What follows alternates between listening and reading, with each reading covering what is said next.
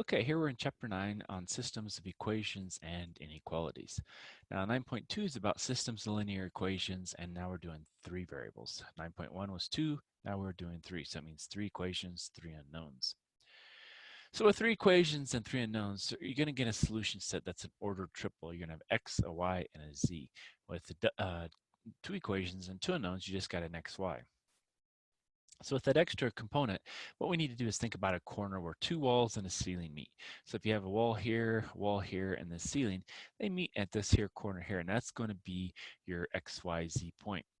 Now, another way to look at it is if you actually had a plane here, the plane, the red one, and then the blue one, they all meet in that corner there. And so that would be the same thing. But sometimes it's easier to think about a room or something you can actually understand where you look at it and see that, oh, there's a point there. Now, with systems with an infinite number of solutions, when those 3 planes meet, basically what happens is, if you think about it, if they all would meet in a certain way, where we would have, one going that way, one going that way, one going that way, there's going to be a line. Or maybe all the planes go in the same place, and so then it would be the whole plane. And with these infinite number of solutions, what happens is we get 0 equals 0 after one of our eliminations, and so therefore the solution is basically that line or plane, which is the intersection of the 3 planes in space.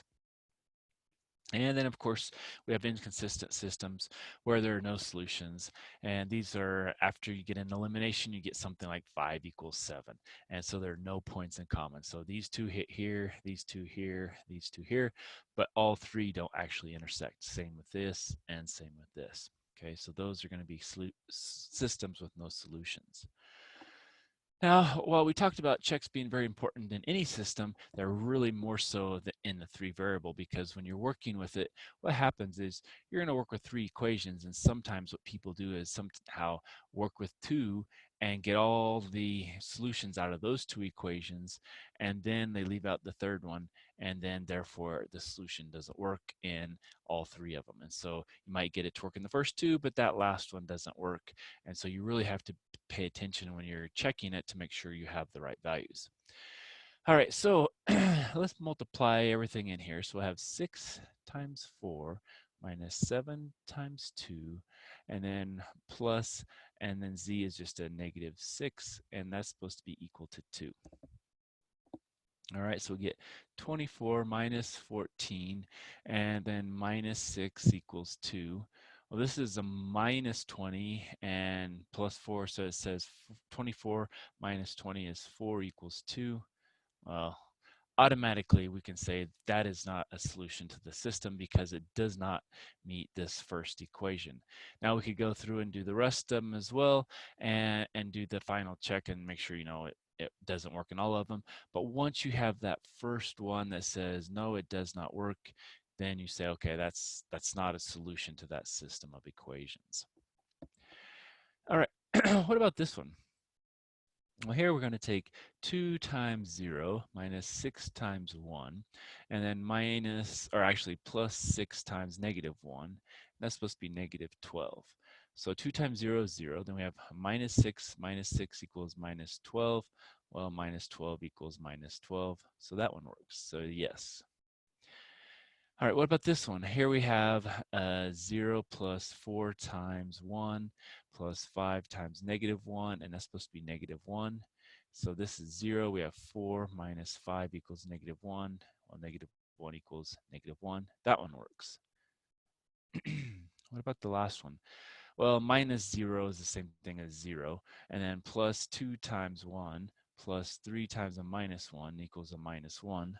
And so 2 minus 3 equals negative 1 equals negative 1, and that one works as well. And so this one is a solution. So if you'd worked that one all the way down with all 3 systems, then you would find out, yes, you did do it right and you got the right answer. Whereas if this one you plugged it in and you got no on one of them or all of them, then you're done and you have to start over and resolve that system of equations. All right, so how do we solve a system of 3 equations with 3 unknowns? Well, what we're going to do is we're going to first pick any pair of equations. Say we could pick equation 1 and equation 2, and we're going to eliminate one variable. Let's say eliminate z, okay? Then we pick another pair of equations. Maybe we pick 1 and 3. And we're going to eliminate z again. Okay. And so now with the equations from step 1 and 2, we're going to eliminate another variable. So let's say we eliminate y. Okay. And so then those two equations, when you add them together, we've eliminated y. So all that's left is x. So we solve that last equation for the last variable, which is x. And then once we do that, we plug that into the previous equation and solve for the remaining variable, which then would be y. We're going to solve for y at this point.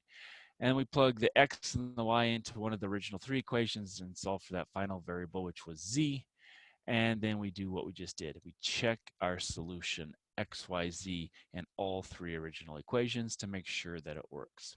Okay, so that's how we're going to do it. First, pick 1 and 2 maybe and eliminate z. 1 and 3 eliminate z. Then with those two equations, maybe we relabel them as 4 and 5. Then we eliminate y, and then with that we can solve for x, and then plug that back in, solve for y, plug it back in, and solve for our z. So let's actually try one here. And so we look at this and see what is going to be the easiest one to do. And it's not always obvious, I guess I should say, what the best way to do this would be. But maybe on this one, I see that I have an x here. And so maybe what I could do is I could solve this equation for x. I could plug in up here for x and up here for x, and that would be two equations with two unknowns because I'll just have y and z, and then those will only have y and z because I'm replacing that x with y and z. And so that might be the best way. And it says this time to use substitution. And so I think that's going to be the way I'm going to go about this. So I'm going to say then x is equal to, and I just take everything to the other side, so it's a minus 6y, and then that goes over, that becomes plus 8z, and then we still have plus 21. Okay, and so I've gone from there to there, and now I'm going to substitute this piece in place of x here and in place of x here, and then I'll have two equations and two unknowns, and we know how to work with those. So what do? Well, we're going to have 5 times, and then we have a minus 6y plus 8z plus 21, then minus 2y plus 3z equals 20. And maybe we can get the next one here. So it'd be a 2 times minus 6y plus 8z plus 21. Then minus 4y minus 3z equals negative 9. Okay. So now we've got two equations. And if we notice, we have a y, a z, and a z. Here we have a y, and a z, and a z. And so we can simplify and get two equations with two unknowns. And when we do it, we're going to get the constants on the right and the variables on the left. So first, guess what? You get them distribute. So 5 times minus 6 is going to be a minus 30y. 5 times 8 is going to be plus 40z. 5 times that's going to be plus, and that's going to be 105. And then minus 2y plus 3z equals 20. And now I'm going to distribute here. So that's going to give me a minus 12y plus 16z plus 42 minus 4y minus 3z equals negative 9. Okay. Now I can do the adding of the like terms. So I have a minus 30, a minus 2, so it's going to give me a minus 32y. Then I have a 40z plus a 3z plus 43z. And now I'm going to subtract 105. So I'm going to subtract 105, and then I'm going to put it up like that so I can subtract. So 5 minus that, it's going to be 5, and then that's going to be an 8, and it's going to be negative, and so that's a negative 80. Oops. Well, here we erase that. A negative 85. All right, what about this one? Well, we have a minus 12 and a minus 4, so it's going to be a minus 16y. And here we have 16 minus 3, so it's going to be a 13z. And then over here, we're going to subtract 42. So subtract 42, 9, 10, 11. So it's going to be a minus 51. Okay. Now I have my two equations here. So I've got this equation and I've got this equation. There are two variables, y and z. And so now what do I want to do? Well, I'm going to eliminate something. Now what do we want to eliminate? Well, I see 16 as a factor of 32. So if I multiply this equation by a -2 and add it to that one, it'd be minus 32 plus 32. They would cancel and I'd be left with z. So I think that's my next step. So I'm going to multiply this one by a -2. Okay, so if I rewrite that one here, I've got a minus 32y plus 43z equals -85. And when I do this, I'm going to have plus 32y. And then I'm going to have a minus 26z. And then I'm going to have a plus, and it's going to be 102. Okay. And so now with those two, basically I can add because that is going to cancel that. And so then I subtract here, and that looks like a 17z equals, and if I take 102 minus 85, that looks like it's going to be a 17 as well. So divide by 17, and z is equal to 1. So I have z. Now I can plug that into either of these equations and simplify. So let's plug it back into this one. And so if I do that, I'll go and have, well, let's put it up here, I guess, minus 16y plus 13 times 1 equals negative 51. Well, 13 times 1 is 13, so let's subtract 13. And so minus 16y equals, and now that's going to be a minus 64. So divide by negative 16. And so y then is equal to what? Just plain old 4.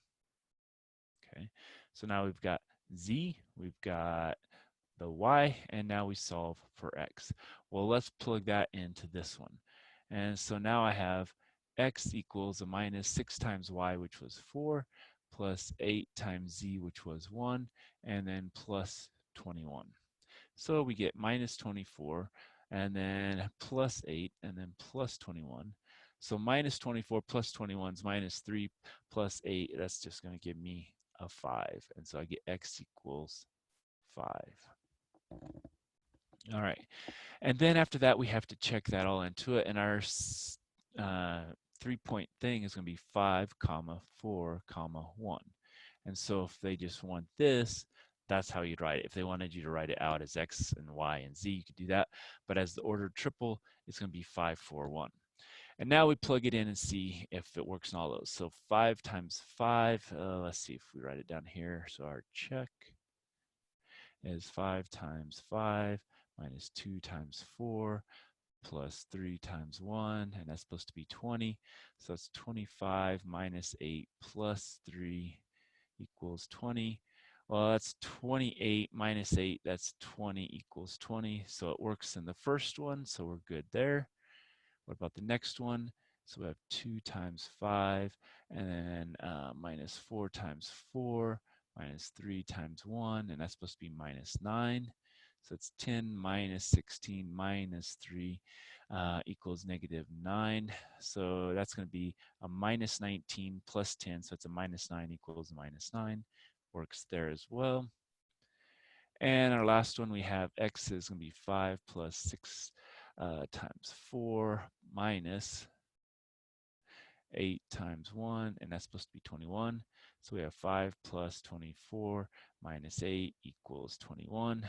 So that's 29 minus 8 is 21 equals 21, and it works in that one as well. And so that then is our solution to that system of 3 equations and 3 unknowns. All right, so that's the end of part 1.